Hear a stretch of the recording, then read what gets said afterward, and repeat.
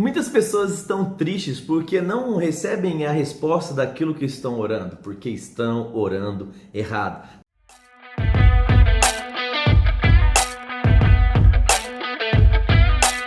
Não é que Deus não responde, é que Deus não pode trabalhar em seu favor quando você pede aquilo que está fora da Bíblia. É por isso que toda oração bíblica, sim, ela sempre será respondida. O grande problema é que nós estamos orando segundo aquilo que nós ouvimos de alguém, que ouviu de um outro alguém. Muitas vezes verdades que não são bíblicas, coisas que estão até mesmo dentro da pregação, mas não são reais. Quantas vezes você já ouviu dizendo que não cai uma folha da árvore se não for da vontade de Deus? Mas isso não é um versículo bíblico, esse é um texto do Alcorão. Como assim, Leandro? Sim, muitas verdades como essa têm sido pregadas dentro dos púlpitos da igreja, mas não estão dentro da Bíblia. Por quê? Porque, infelizmente, cristãos leem livros diversos, assistem séries diversas, mas estão lendo cada vez menos a Bíblia. Eu quero te encorajar a ir na contramão do sistema, quero te encorajar a ser luz enquanto as trevas estão avançando, lendo a palavra de Deus. O único caminho de manifestarmos Deus nessa terra, querido, é conhecendo quem Ele é por meio da sua palavra e praticando esta. Eu sou o Leandro Machado, é um prazer ter você aqui no nosso canal em mais um vídeo para nós lermos a Bíblia junto, crescermos, avançarmos. Não desista. Se expõe as verdades da palavra e deixe o escritor, o próprio Espírito Santo de Deus, falar ao seu coração. Hoje nós vamos começar um livro novo, nós vamos começar o livro de Juízes e eu estou cheio de expectativa. Mas antes de chegar em Juízes, nós vamos para Atos, capítulo de número 15. Nós vamos ler Atos, capítulo de número 15, a partir do verso de número 22. Então pega a sua Bíblia aí, vou ler na Nova Versão Transformadora, você pode ler na RA, na NVI, RC, LTLH, do jeito que você quiser, ou então aumenta o som e acompanhe a leitura, tá bom? Atos, capítulo 15, verso 22, ele diz: Então os apóstolos e presbíteros e toda a igreja de Jerusalém escolheram representantes e os enviaram até Antioquia da Síria, com Paulo e Barnabé, para informar sobre a decisão. Os homens escolhidos eram dois líderes entre os irmãos, Judas, também chamado de Barsabás, e Silas. Essa foi a carta que levaram. Nós, os apóstolos e presbíteros e seus irmãos em Jerusalém, escrevemos essa carta aos irmãos gentios em Antioquia, Síria e Sicília. Saudações! Soubemos que alguns homens que daqui saíram sem autorização têm perturbado e inquietado vocês com o ensino. Portanto, depois de chegarmos a um consenso, resolvemos enviar-lhes alguns representantes como nossos amados irmãos Barnabé e Paulo, que têm arriscado a vida em nome do Senhor Jesus Cristo. Estamos enviando também Judas e Silas para confirmarem pessoalmente que aqui escrevemos, pois pareceu bem ao Espírito e a nós não impor a vocês nenhum peso maior do que esses poucos requisitos. Abstenham-se de comer alimentos oferecidos a ídolos, de consumir sangue ou qualquer carne de animal estrangulado, de praticar imoralidade sexual. Farão muito bem se evitarem essas coisas, que tudo vá bem a vocês. Então, verso 30, os mensageiros partiram imediatamente para Antioquia, onde reuniram os irmãos e entregaram a carta. Houve grande alegria em toda a igreja no dia em que leram essa mensagem animadora. Então Judas e Silas, ambos profetas, encorajaram e fortaleceram os irmãos com muitas palavras. Permaneceram ali algum tempo e depois que os irmãos os enviaram em paz de volta à igreja de Jerusalém. Silas, porém, resolveu permanecer ali. Paulo e Barnabé ficaram em Antioquia. Eles e muitos outros ensinavam e pregavam a palavra do Senhor àquela cidade. Verso 36. Algum tempo depois, Paulo disse a Barnabé: Voltemos para visitar cada uma das cidades onde pregamos a palavra do Senhor, para ver como os irmãos estão indo. Barnabé queria levar João Marcos, mas Paulo se opôs, pois João Marcos tinha se separado deles na Panfilha, não prosseguindo com eles no trabalho. O desentendimento entre eles foi tão grave que os dois se separaram.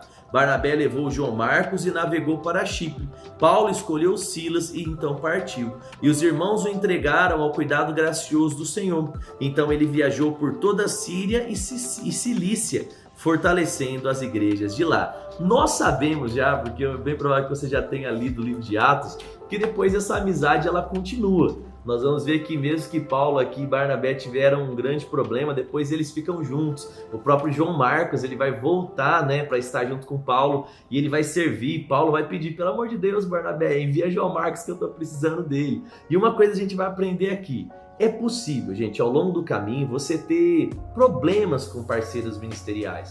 Mas nós precisamos lembrar que maior é aquilo que nos une do que aquilo que nos separa. Nós precisamos aprender a consertar as coisas, resolver os problemas quando eles se levantam.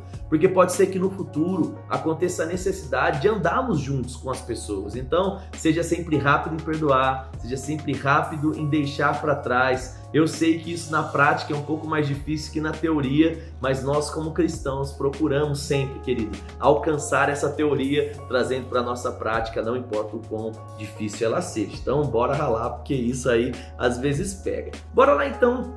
Depois de Josué, a gente chega então em Juízes. Muito bom. Então livro novo, ó. Cheirinho de livro novo, muito bom. Bora lá, ó. Juízes, capítulo de número 1, nós vamos ler agora. E ele diz assim, ó, Juízes 1:1, ó.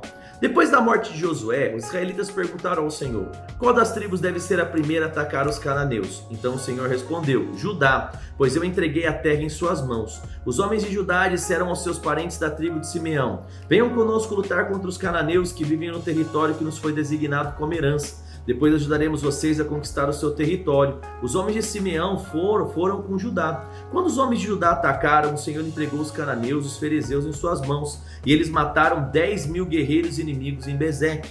Naquela cidade encontraram o rei Adoni-Bezeque, lutaram com ele e derrotaram os cananeus e os ferezeus. Adoni-Bezeque fugiu, mas os israelitas capturaram e cortaram o polegar de suas mãos e de seus pés. O negócio era embaçado, galera. Adoni-Bezeque disse: 70 reis com os polegares das mãos e dos pés cortados comiam migalhas debaixo da minha mesa. Agora Deus me retribuiu aquilo que eu fiz. Olha que louco! O cara cortava o polegar e os dedos da galera, e aí agora que pegaram ele fizeram a mesma coisa. Será que os caras sabiam disso? Que interessante, né? E o levaram a Jerusalém, onde ele morreu. Os homens de Judá atacaram Jerusalém e o conquistaram. Mataram todos seus habitantes e puseram fogo na cidade. Depois disso, desceram para lutar contra os cananeus que viviam na região montanhosa do Neguebe e nas colinas do oeste. Judá marchou contra os cananeus que habitavam em Hebron, antes chamada Kiriat Arba, e derrotou os exércitos de Sesai, Aimã e Talmai. Dali avançaram contra os habitantes de Debir, antes chamados de Kiriat Zefer. Caleb disse: darei minha filha Aksa em casamento a quem atacar e tomar Kiriat Zefer. Otoniel, você já leu essa história lá no livro de Josué, tá lembrado ou não? Otoniel, filho de Kenaz, irmão mais novo de Caleb, tomou a cidade e casou com Aksa e sua esposa, né? Ela até pediu o campo, quer ver? Certeza que vai acontecer isso, ó. Quando Aksa casou com Otoniel, ela insistiu para que ele pedisse um campo ao pai dela, olha aí, tá vendo? Assim que ela desceu do jumento, Caleb lhe perguntou: o que você quer? Gente, olha que coisa interessante, né? Eles repetem constantemente nas histórias, para quê? Para que o povo não esquecesse. Você percebe que eles levantam o altar para servir de memória, mas por quê? Porque se o povo esquecesse, e vai acontecer isso mais para frente, você vai ver que vai acontecer. A galera vai esquecer e eles vão se desviar dos caminhos do Senhor. E o problema é que as maldições que foram declaradas junto com as bênçãos que nós já vimos no livro de Josué, elas vão acabar acontecendo com o povo. Mas calma que a gente vai chegar lá. Bora lá então. E ele continua no verso 15. Ela respondeu: quero mais um presente. O Senhor me deu terras no deserto de Neguebe, agora peço que também me dê fontes de águas. Então Caleb lhe deu as fontes superiores e as inferiores. Quando a tribo de Judá deixou Jericó, a cidade das palmeiras, dos queneus, descendentes do sogro de Moisés, os acompanharam até o deserto de Judá. Eles se estabeleceram no meio do povo dali, perto da cidade de Arade, lá no Neguebe. Então a tribo de Judá se uniu com seus parentes da tribo de Simeão para lutar contra os cananeus que habitavam em Zefate e destruíram completamente a cidade. Por isso, agora ela se chama Hormá. A tribo de Judá também conquistou as cidades de Gaza, Ascalon, Ecrom e os territórios ao redor. O Senhor estava com a tribo de Judá, ela tomou posse da região montanhosa, mas não conseguiu expulsar os habitantes da planície, pois eles tinham carros de guerra com rodas de ferro. A cidade de Hebron foi entregue a Caleb, conforme Moisés havia prometido, e ele expulsou seus habitantes, descendentes dos 3 filhos de Enaque. A tribo de Benjamim, porém, não conseguiu expulsar os jebuseus que moravam em Jerusalém, por isso, até hoje, os jebuseus vivem no meio do povo de Benjamim. Os descendentes de José atacaram a cidade de Betel, e o Senhor estava com eles. Enviaram os espiões até a Betel, antes conhecida como Luz, e eles abordaram um homem que saía da cidade que lhes disseram: mostre-nos como entrar na cidade e teremos misericórdia de você. Ele mostrou a entrada e eles mataram os habitantes de Betel, exceto aquele homem e sua família. Mais tarde, o homem se mudou para a terra dos Hititas, onde construiu uma cidade e chamou de Luz, que é o seu nome até hoje. A tribo de Manassés, porém, não expulsou os habitantes de Bet-San, Taanac, Dor, Ibleã e Meguido, nem dos povoados ao seu redor, pois os cananeus estavam decididos a permanecer naquela região. Quando Israel se fortaleceu, submeteu os cananeus a trabalhos forçados, mas não os expulsou completamente da terra. A tribo de Efraim também não expulsou os habitantes de Gezer, de modo que os cananeus continuaram a viver no meio deles. A tribo de Zebulon não expulsou os habitantes de Quitron e Naalol, de modo que os cananeus continuavam a viver no meio deles, mas foram submetidos a trabalhos forçados. A tribo de Asser não expulsou os habitantes de Aco, Sidom, Alabe, Aquizib, Elba, Afec e Reob. Estabeleceu no meio dos cananeus que habitavam na terra, pois não conseguiu expulsá-los. Da mesma forma, a tribo de Naftali não expulsou os habitantes de Bet-Semes e Bet-Anat. Estabeleceu-se no meio dos cananeus que habitavam na terra, mas os submeteu aos trabalhos forçados. Verso 34. Quanto à tribo de Dan, os amorreus a obrigaram a voltar à região montanhosa e não permitiram que descesse a planície. Os amorreus estavam decididos a ficar no Monte Heres, em Aijalon e em Saalbiam.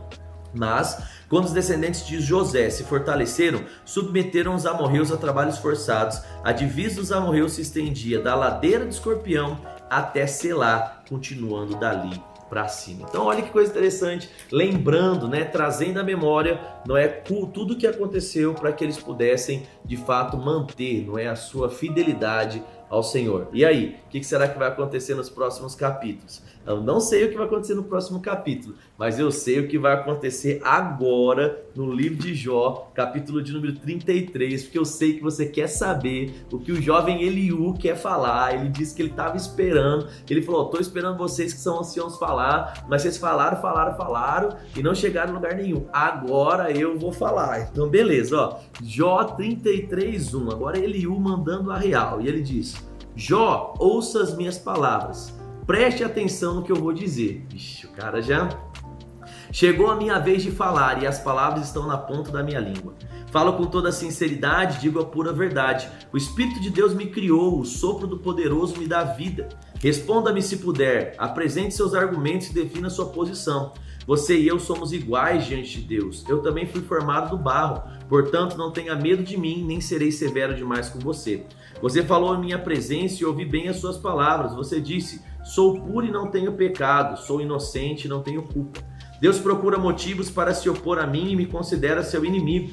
Prende os meus pés no tronco e vigia todos os meus movimentos. Mas você está enganado, e eu lhe mostrarei o motivo, pois Deus é maior do que qualquer ser humano. Sendo assim, por que você o acusa? Por que diz que ele não responde às suas queixas humanas? Pois Deus fala repetidamente, embora as pessoas não prestem atenção. 15. Fala em sonhos e em visões durante a noite, quando o sono profundo cai sobre todos, enquanto dormem em suas camas. Sussurra em seus ouvidos e aterroriza-os com advertência. Faz com que se deixem praticar o mal e os livra do orgulho. Preserva-os no túmulo a de serem atravessados pela espada. Deus os disciplina no leito de sua enfermidade, com dores constantes dos ossos. Eles perdem a vontade de comer no mesmo alimento mais delicioso que lhes dava apetite. Sua carne definha olhos nus e seus ossos ficam à vista. Estão cada vez mais perto do túmulo, os mensageiros da morte o aguardam. Mas se um dos milhares dos anjos do céu aparecer para interceder por alguém e declarar o justo, Deus terá compaixão e dirá, livre-o do túmulo, pois eu encontrei resgate para a sua vida. Então, seu corpo se tornará saudável como o de um menino. Será forte e jovem outra vez. Quando ele orar a Deus, será aceito. Deus o receberá com alegria e o restituirá à condição de justo. Ele declarará a seus inimigos e ele dirá, pequei e perverti o que é correto, mas não valeu a pena. Deus me livrou do túmulo, agora minha vida contempla a luz. Sim, Deus faz essas coisas acontecerem repetidas vezes com as pessoas. Ele as livra da sepultura para que desfrutem da luz da vida. Preste atenção, Jó. Fiquei quieto, mas agora me ouça, pois tenho mais coisas para lhe falar. Se você tem algo a dizer, então responda. Fale, pois quero que seja absolvido. Se não tem nada a dizer, fique quieto e me ouça. E eu lhe ensinarei a verdadeira sabedoria. Meu Deus, o cara já vai aqui, na jugular de Jó e já começa a mostrar, olha que coisa doida, coisa doida. Ele começa a mostrar, Jó, você é soberbo. É isso que ele está falando. Ele fala, Jó, você é arrogante, é por isso que isso está acontecendo com você. Ele fala, se você tivesse arrependido e ao invés de reclamar, tivesse falado, Deus me perdoa, tudo estaria resolvido, Deus teria restaurado o seu corpo, a sua carne, a sua vida. Ele está mostrando o caminho que a gente sabe o que vai acontecer. Se você ainda não sabe, espera você amanhã, porque vai ser muito legal os próximos capítulos. Daqui para frente, eu acho que na realidade do 37 pra frente, eu acho mais ou menos, ele é fantástico e você vai ver a transformação, mas já começou. E no 34 Eliú vai continuar, ó, só cintada, cajadada só pra Jó aprender. Bora aí, bora lá então, querido, que eu tô empolgado com essas coisas aqui. Pai, eu quero te agradecer pela oportunidade de ler a Bíblia. Pai, como é bom ler a Bíblia. Como é bom ver a sua fidelidade, como é bom ver, não é, como cada um agiu diante das situações e podemos aprender a fazer aquilo que é certo. Eu oro mesmo, Pai, para que o Senhor nos livre de errar, nos ajude a acertar, Pai, para que possamos ser luz onde quer que nós estejamos. Eu oro mesmo por cada um que está vendo esse vídeo aqui, que eles possam prosperar em todos os caminhos, que à medida que eles estão se expondo à palavra, que essa palavra seja um bom solo, Pai, na vida de cada um deles e assim eles possam prosperar. No nome de Jesus, Pai, eu oro e te agradeço por tudo. Amém. Amém, gente. Ai, que coisa boa, que coisa boa. Escreve aqui comigo, Deus perdoa. Escreve aqui, é isso que Eliú está mostrando. Ele está dizendo, se você se arrepender, ele te perdoa e tudo vai restaurar. Escreve aqui, Deus é um Deus de perdão, ou Deus perdoa a todos. Escreve isso no comentário, compartilha esse vídeo com alguém, deixa o like se você ainda não deixou, se inscreve no canal, ativa o sininho se você é novo por aqui e se prepara, porque amanhã tem mais um vídeo bombástico de Eliú só puxando a orelha de Jó. Um grande abraço, fique com Deus, te espero amanhã.